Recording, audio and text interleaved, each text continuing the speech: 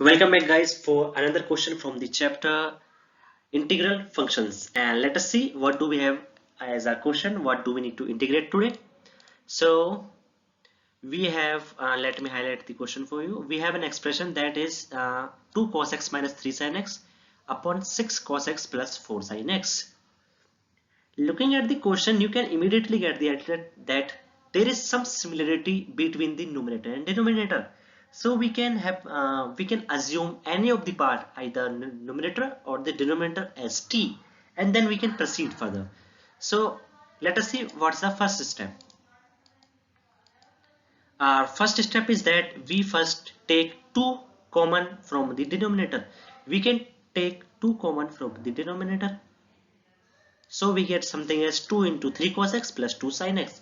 Now 3 cos x plus 2 sin x can be taken as t.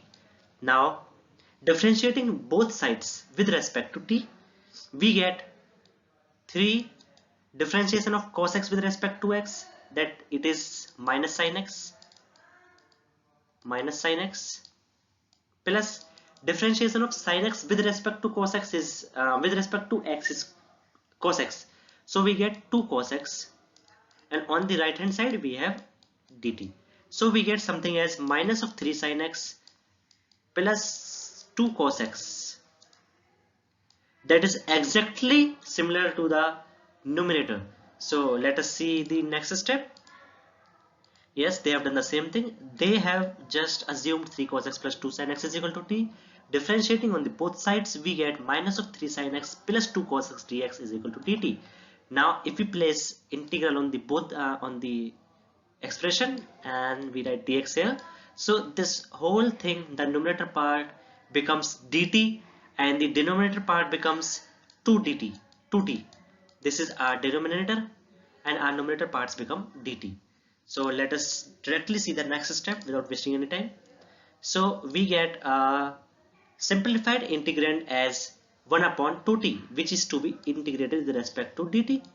So this can be further written as integration half into t raised to the power minus 1, or you can directly see that 1 upon t and its integration with respect to dt is log t, obviously modulus here, and the half will be retained here, half, and we will get another constant as c.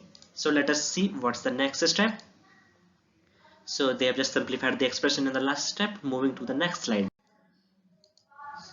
Okay, so our final answer is half of log t plus c. Before writing the final answer, we have to replace t by the original expression that I don't remember. You can see from the previous video. So our final answer becomes, which looks like half of log x log of 3 cos x plus 2 sin x plus c, where c is a constant. So that is it, and I hope you all got it. Thank you.